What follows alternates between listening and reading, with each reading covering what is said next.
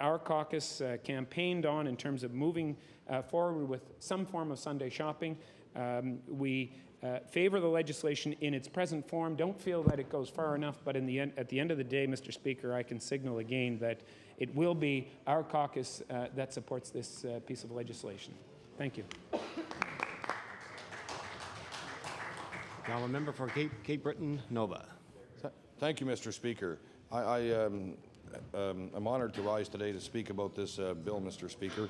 I come from one of the most ethnic diverse communities in Atlantic Canada, Mr. Speaker, and we have many, many churches in my community, Mr. Speaker, and Sunday's always been a family day with people going to church and family dinners and everything else, and I think that I can live with this bill, Mr. Speaker, because it's for 6 Sundays, and the substantial changes, the changes that we got in the labour standards codes are well worth it to the workers that work in the retail industry, Mr. Speaker. And I think that this is good for the people in Nova Scotia, and they can voice their opinion in the fall, Mr. Speaker, whether they like it or they don't like it. Thank you, Mr. Speaker. The honourable member for Victoria the Lakes. Mr. Speaker, I rise to make a few points on the Sunday shopping issue also. And the changes that were suggested by the Liberal Party yesterday, one I have to highlight where the Honourable Minister of Justice stated in law amendments that when decisions are made, they should be made by a vote. And what better to do to give people as much information as you possibly can before they do vote. And we all have experienced Sunday shopping prior to Christmas, and we're going to experience it again this year. But why not, as the tourism industry suggested, and we suggested, a period next year from May to September, in a less hectic time, the tourism industry could get a clear flavor for it, the regular shoppers could get a clear flavor for Sunday shopping, and just that would give them both sides of the coin. The hectic time before Christmas, the more relaxed time during the summertime. And then when they go to the polls, they can make a decision. And Mr. Speaker, the other point I want to make is the very fact that the honourable members of the NDP here, who are supposedly the protectors of the worker, and voted that down, and also voted down the 24. We try to get 36 hours of arrest time rather than 24, and they voted that down. I copied down the numbers 36 to 10. So they voted completely with the government on that. But Mr. Speaker, the part that disturbs me the most is what I have here, and I don't know if the wording that I'll use is unparliamentary or not. Maybe I should ask the Speaker if double-crossed is unparliamentary, or it is. Okay, then I won't use that. What about speaking with a forked tongue or leading people down the wrong path? Is that unparliamentary? Then I won't use that. Then order, please. Order, please. I tell the honourable member, yes, those phrases are all unparliamentary, and ask them not to use them. And the honourable member for Victoria Lakes has the floor. Okay, then maybe, Mr. Speaker, I'll just use the statement that somebody was misled, if that's okay, because there's 55 municipalities do not want the plebiscite. And what happened, what I have here and what I intend to table, Mr. Speaker, is in writing the NDP's commitment to the UNSM, saying that would the government force municipalities to hold a plebiscite on Sunday shopping in conjunction with the 2004 municipal elections, and they unequivocally have stated no. So what they did, they went against what they decided they would do for the NDP. And Mr. Speaker, I'd like to table that, because as a result of that, they did not stand up for the municipalities that they promised they would do. Mr. Speaker, I look forward to supporting the bill in the form that it is. It's not what we would like to prefer, but it's the best that we can get right now for the shoppers and the general public. Thank you, Mr. Speaker. Recognize all Mr. Justice. Close debate on bill number 2. Thank you very much, Mr. Speaker, and I'd like to thank the honourable members for their comments on third reading today. I also am gratified to see that, notwithstanding some perhaps philosophical differences, that we've been able to resolve those philosophical differences, and that it appears as all 3 parties in the House will be supporting the bill. Thank you. With that, I move third reading. Motion is for third reading in bill number 2. Is the House ready for the question? Court of vote has been called for. We'll ring the bells till the whips are satisfied that all members are in the chamber that wish to vote.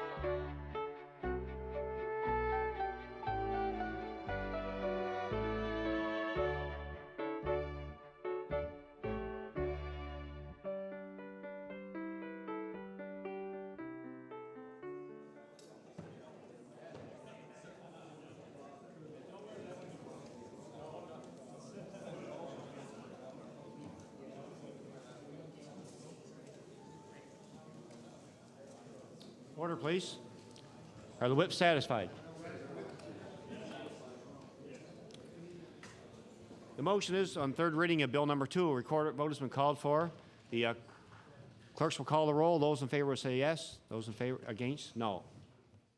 Mr. Clark. Yes. Mr. Morse. Yes. Mr. Rodney McDonald. Yes. Mr. Russell. Yes. Mr. Ham. Yes. Mr. Baker. Yes. Mr. Muir. Yes. Mr. Christie. Yes. Mr. Fage. Yes. Mr. McIsaac. Yes. Ms. Bolivar Getson. Yes. Mr. D'Entremont. Oui. Mr. Hurlbert. Absent. Mr. Barnett. Yes. Mr. Morak. Yes. Mr. Taylor. Yes. Mr. DeWolf. Yes. Mr. Dukes. Yes. Mr. Chisholm. Yes. Mr. Langell. Yes. Mr. Hines. Yes. Mr. O'Donnell. Yes. Mr. Chataway. Yes. Mr. Parent. Ms. Massey. Yes. Mr. McDonnell. Yes. Mr. Corbett. Yes. Ms. Maureen McDonald. Yes. Mr. Dexter. Yes. Mr. DeVoe. Yes. Mr. Manning McDonald. Yes. Mr. Graham. Yes. Mr. McKinnon. Yes. Ms. Whalen. Yes. Mr. Gaudette. We. Mr. Glevine. Yes. Mr. Colwell. Mr. H. Dave Wilson. Yes. Mr. Samson. Mr. Steele. Ms. Moore. Yes. Mr. Parker. Yes. Ms. Raymond. Yes. Mr. Epstein. Aye. Mr. Pye. Mr. Goss. Yes. Mr. David Allen Wilson. Yes. Mr. Estabrooks. Aye. Mr. Sampson. Yes. Mr. Theriault. Yes. Mr. McNeil. Yes. Mr. Speaker, all present voting in the affirmative. Motion is carried.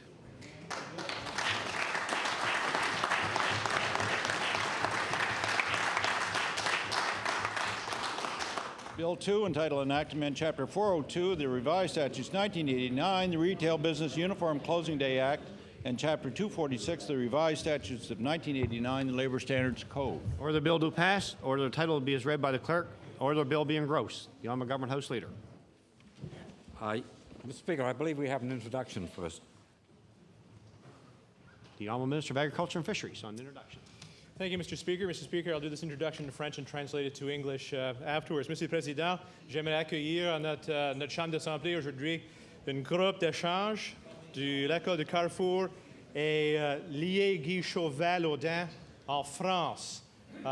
We have a group that have change students from the École du Carrefour and from lié Guy Chauvel-Lourdes from France. So I'd like the Chamber to rise and welcome our visitors from a long ways away.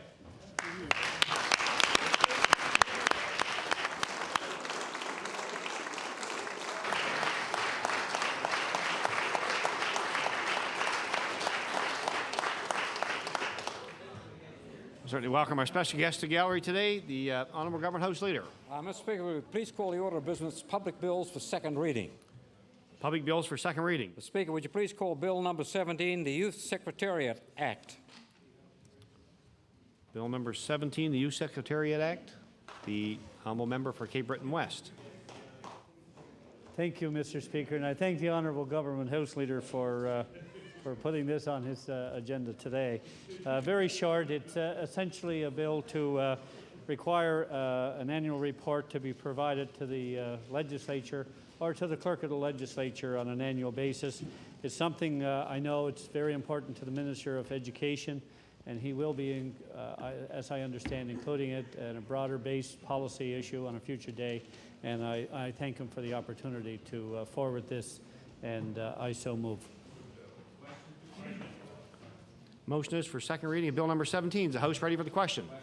All those in favor say aye. Aye. Contrary-minded, nay. Motion is carried. Bill 17, title an act to amend Chapter 511 of the revised statutes 1989, the Youth Secretariat Act. Bill referred to the Committee on Law Amendments. The Honourable Government House Leader. Mr. Speaker, I move that the House do now arise to meet again on the morrow at the hour of 2 to 6, and the Honourable Government House Leader, Opposition House Leader will give us the business for tomorrow. Now, Member Cole Harbour passage on tomorrow's hours and order of business. Thank you, Mr. Speaker. Tomorrow, our caucus will be calling Bill number 3, which is on long-term care, and we'll be recalling resolution number 51 on the autumn House strike. And I do move adjournment of the House until 2 o'clock tomorrow. Motion is the House adjourned to tomorrow at 2 p.m. Is it agreed? Agreed. All those in favor say aye. Aye. Contrary-minded, nay. Motion is carried. The House adjourned to 2 p.m. tomorrow. We've reached the moment of interruption. The Honourable Member for Kings West. Mr. Speaker, this is the third time that Valley Health has come before the House, and obviously it still is an issue of major concern to residents of the Valley as to providing some long-term plan, future direction for health care. Order, please. Now, Member Kings West has the floor. For long-term direction for Valley Health. Residents, certainly the medical community, are certainly at a state of growing alarm with the deteriorating situation that we continue to be faced with. We've had cuts going back, of course, over a 10-year period. But each one now simply, certainly has that much more impact since it is pretty well a bare bones operation. The acute care bed situation, of course, is a great example. Where at Valley Regional there are 37, there are 22 at Soldiers Memorial, and 4 at Annapolis, for a total of 63 beds for 100,000 residents.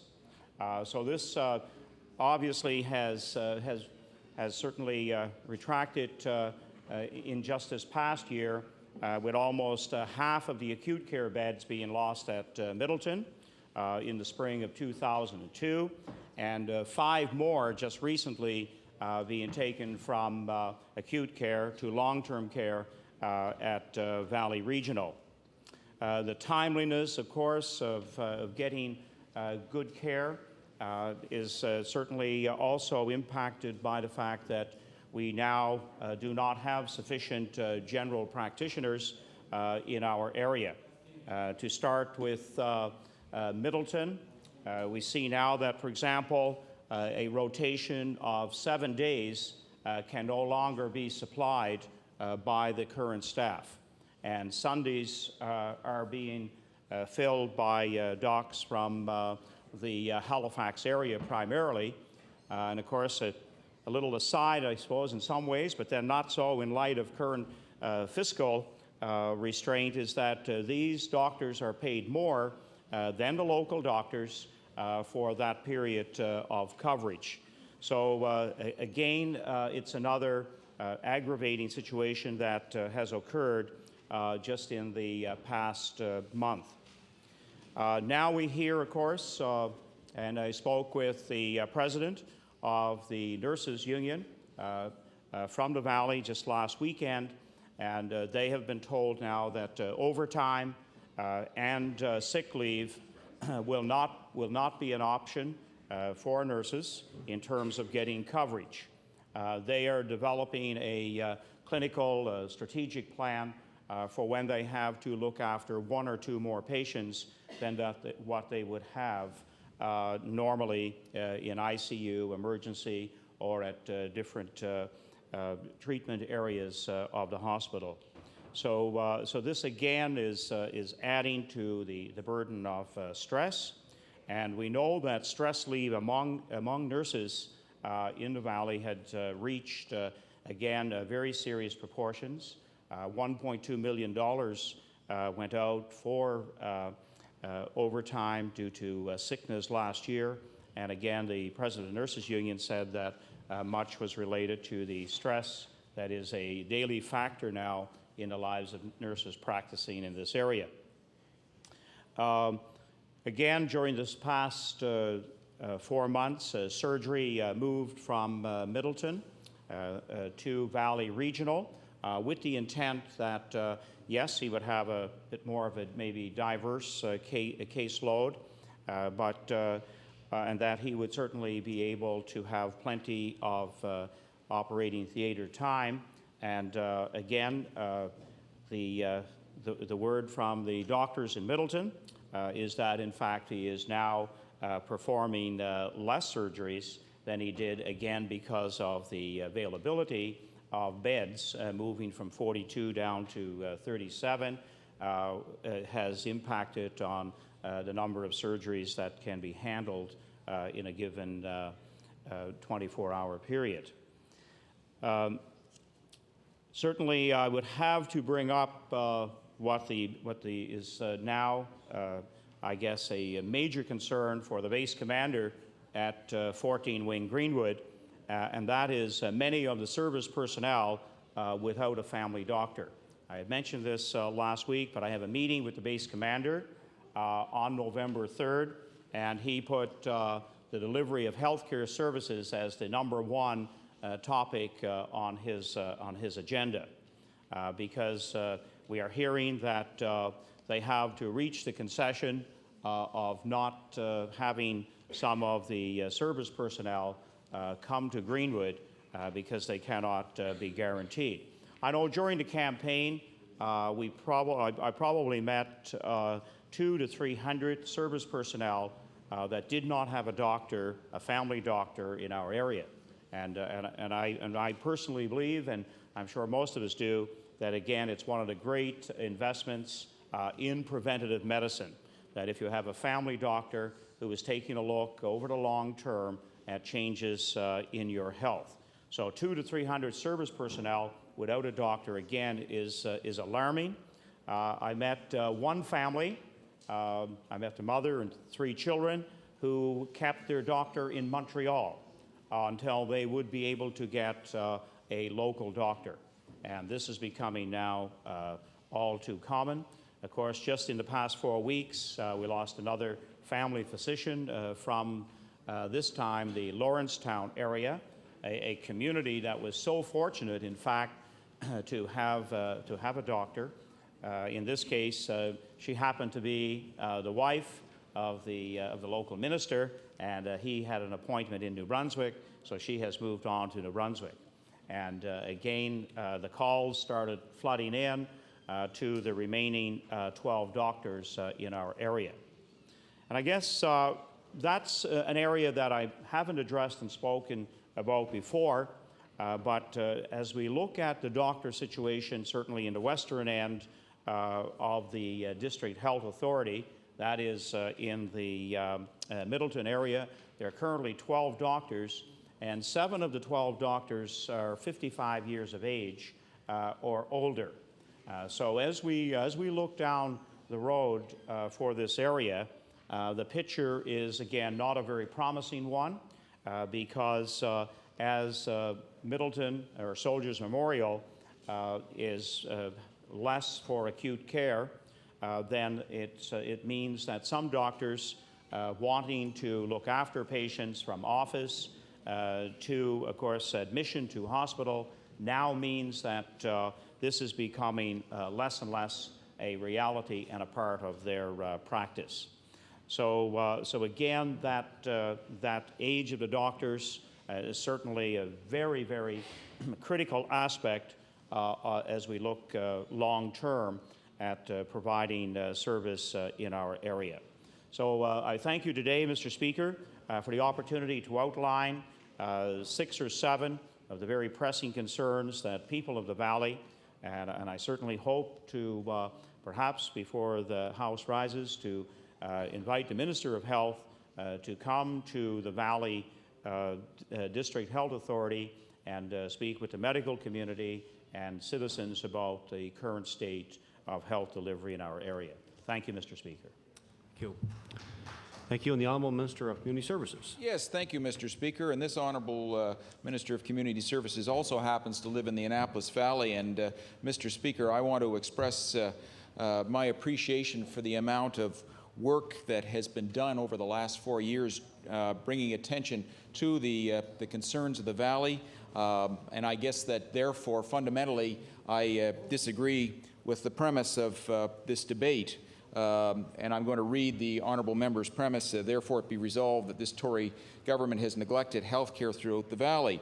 That is just simply not so, Mr. Speaker. And as I go through my response, there will be countless examples of very significant commitments that have been undertaken since John Hamm was elected Premier of our province. Also, Mr. Speaker, I have to tell the member opposite that I do find it just a little passing ironic that he would be up talking about the number of acute care beds in the Valley, although I do acknowledge that he recognized that a lot of the cuts that happened over the last 10 years in the Valley were not necessarily under this government. And in fact, Mr. Speaker, I do not have the exact numbers with me, but I think that it's fair to say that it was under the Liberal government that, in fact, over 50% of the beds were lost to the citizens of the Annapolis Valley. So I thank the member opposite for giving me the chance to point that out, and I'm sure that he would not disagree with me, that in fact it was the Liberals that put the knife into healthcare beds in the Valley. But to be fair to him, healthcare is evolving these days. There have been exciting developments, and there are many things that can be done now that no longer require an acute care bed or do not require an acute care bed for such a period of time. It is not the only measure of health care. However, anyways, we'll start with that. Now, we are aware and we are addressing the challenges facing the Annapolis Valley District Health Authority. The Department of Health continues to value the opportunity to work closely with Annapolis Valley Health. This relationship is one that is positive and productive. Our meetings with the DHA has facilitated a greater understanding of the significant changes in the district health authorities, and we'll continue to work with them through these challenges. We are doing our utmost to help them to be better able to meet their acute care needs. The Department of Health has been cooperative in helping Annapolis Valley Health with further financial needs.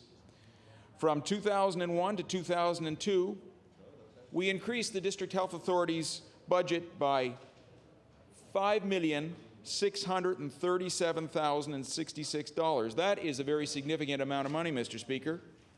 And from 2003 to 2004, we increased their budget by $6,082,529.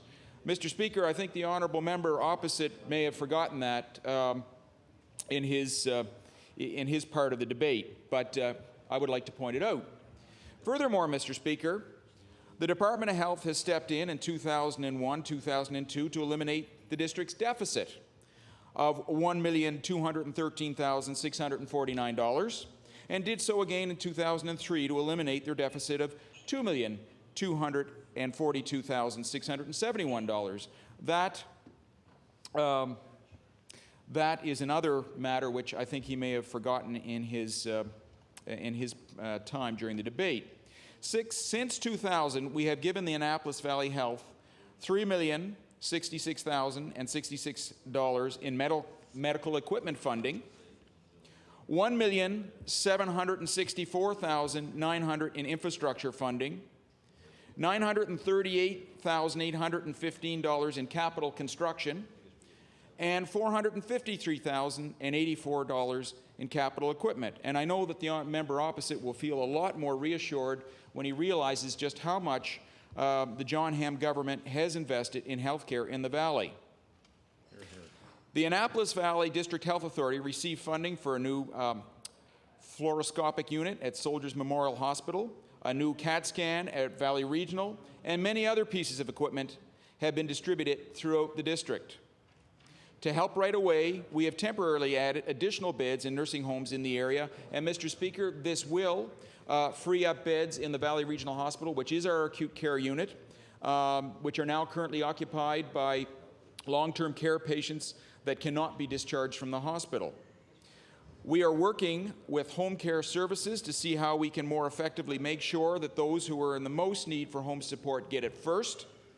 Home care services has recruited more staff in this district. Plans are also underway to open an additional 16-bed unit in an existing nursing home in the area, Grandview Manor. And Mr. Speaker, as my father was a resident, a patient in that nursing home for about 6 months, I will tell you that the service is second to none, and anybody that requires that kind of service would be well served by the staff of Grandview Manor. This location was chosen because it is space available and could be renovated relatively quickly. A wonderful facility.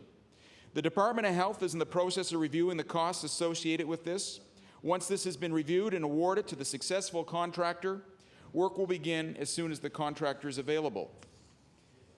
It is estimated that renovations will take 3 months to complete from the date that the contract is awarded. The Department of Health is in the process of conducting a feasibility study on additional sites that could be renovated to meet the long-term care needs. This is action, Mr. Speaker, not words, action.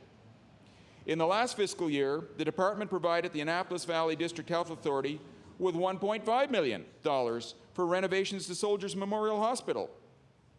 This allowed for the redesign of the medical unit, allowing for a more intensive nursing area. The day surgery area was modernized, and the space for additional services was redesigned and made larger, to name just some of the improvements. The Department of Health Provincial Nursing Strategy continues to provide funding for continuing education and recruitment of nursing staff.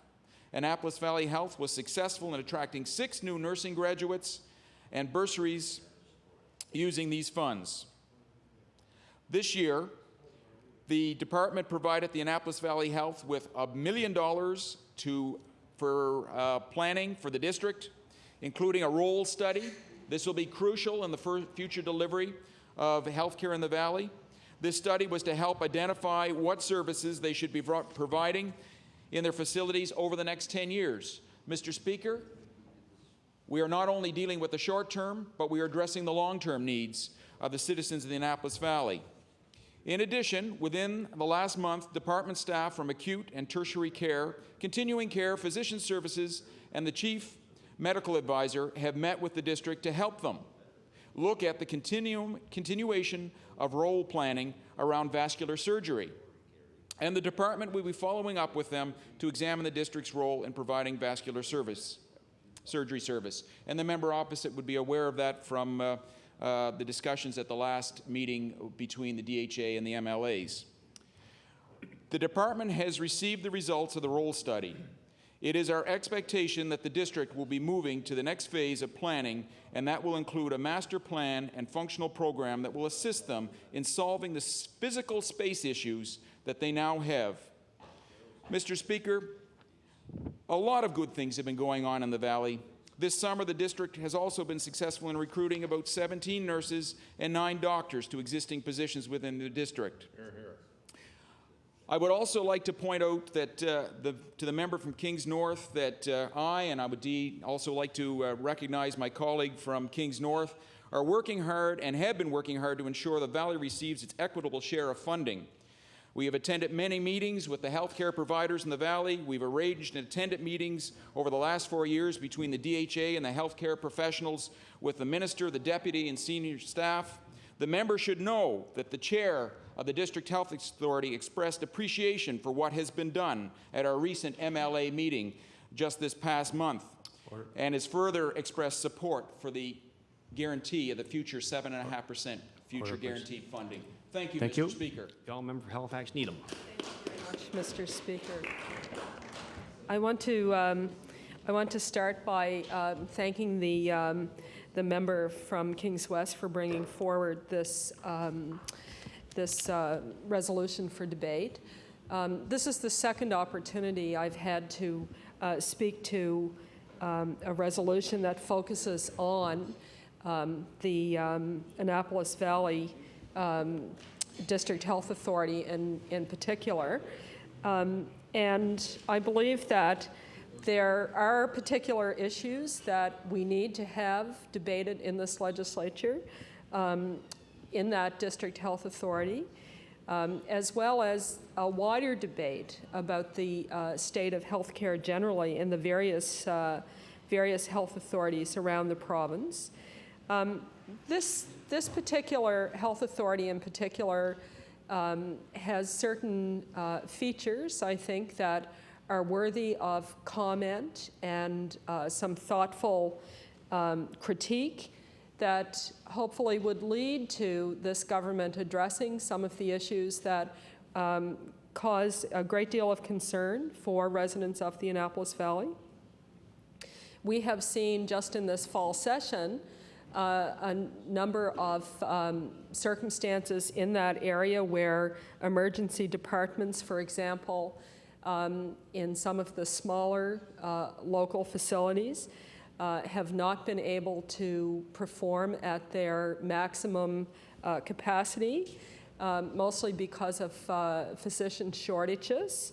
And, you know, this is a concern. When I think of the Annapolis Valley, besides thinking about the beauty of that part of Nova Scotia, I think about a very strong healthcare system. I know that the healthcare providers in that community are second to none in terms of healthcare service delivery. There's a very strong mix of family practitioners in the valley with specialist services, a very strong nursing profession, and all of the other kinds of support services that you find in our healthcare system. Certainly the Annapolis Valley healthcare professional providers are a model, I think, in many respects. So when you have these shortages and you're seeing physician shortages or the closing of emergency departments, you have to ask yourself, why on earth is this occurring in this part of our province? This isn't a part of the province where they have experienced, you know, extraordinarily population loss like you have in parts of Cape Breton or even Guysborough County, for example, Mr. Speaker. So you can't say, well, you know, it's not possible to attract healthcare providers into the Annapolis Valley because there are a lack of, you know, schools are closing or there are a lack of certain kinds of facilities. I mean, the Annapolis Valley is a very healthy local economy with quite a strong infrastructure. So there's something else going on here that we have to be looking for. And Mr. Speaker, I believe that, you know, we've had a number of reports and studies at both a federal and provincial level that have looked at the state of our healthcare system. And they point the way to the issues that need to be addressed. You know, the state of equipment, medical equipment, in the various regions around this province is something that is of great concern to healthcare providers. We need to be investing in our medical equipment infrastructure, and I believe that that's something that this government has not brought forward a clear plan with respect to, and this will have an impact on physicians retaining physicians in our healthcare delivery system. One of the things that we learned in the past with respect to the Annapolis Valley healthcare system is the absolute need for a stable, open, accountable, and transparent funding formula for all of the district health authorities, a system that is equitable, a system that reflects the realities of the populations. There is a very strong feeling among healthcare providers and administrators, I believe in the Valley region, that the current funding formula is not equitable and it actually penalizes a health authority like the Valley Health Authority for the superb job that has been done there over the years, and certainly through some very difficult times where we've seen many of the local hospitals and healthcare facilities close or be downsized and reduced in the services that can be provided at a very local community level. So what this health authority has asked for is the development of a fair, open, transparent, accountable, and equitable funding formula across the province. And I was at a public meeting, Mr. Speaker, where members of the government caucus, including the minister who just spoke to this resolution, made a commitment, came back here to this legislature and made a commitment to the development of such a funding formula, and we have not seen that. We haven't not only not seen it, we haven't heard this government talk about it. They've buried that commitment so far in the back rooms that unless resolutions like this are brought forward repeatedly, I fear that this is an issue that will go unaddressed, and the current kind of situation that we see in the Annapolis Valley region will continue. The difficulty recruiting and retaining physicians and specialists, the difficulty in keeping our emergency rooms open. So, Mr. Speaker, I think that, we need to make the message clear to the government that as long as they're not addressing the funding formula issue, then we will continue on the floor of this legislature to bring up these resolutions repeatedly until we see some action, because it would appear that that might be what's required. Mr. Speaker, we're at sort of a critical point in many respects in the provision of health care services across the country. We had the Romanow Commission report a little more than a year ago, or approximately a year ago. We had First Ministers' meetings and some commitment of federal dollars to adequately fund some of the recommendations from the Romanow Commission. We're at a stage where the federal leadership of the government party is about to change. And I believe that this is a time now for all of us here in this legislature, on the government benches and on the opposition benches, to really pull together and put forward quite a strong and united front in terms of ensuring that the federal government follow through on their commitments to adequately fund healthcare services and address the inadequacy of federal funding for healthcare. The minister raised this, or the premier raised this today in question period in response to a question by the leader of the Liberal Party. And I believe that we really need to be united in that message going forward, that we need we need the federal commitment. And I'm not convinced some days that what we're hearing from the federal government gives comfort to Canadians who value health care probably more than any other country in the Western industrial world. We place a great deal of value on a strong public health care system, but that's going to require our federal government stepping up to the plate. So we need to stop bickering, and we need to have a very strong, united front if we're going to address, I think, the healthcare issues, not only in the Annapolis Valley region, but certainly right across the province. So, Mr. Speaker, I thank you for your attention. Thank you, and I'd like to thank all members taking part in the debate today. The House adjourned until 2 p.m. tomorrow.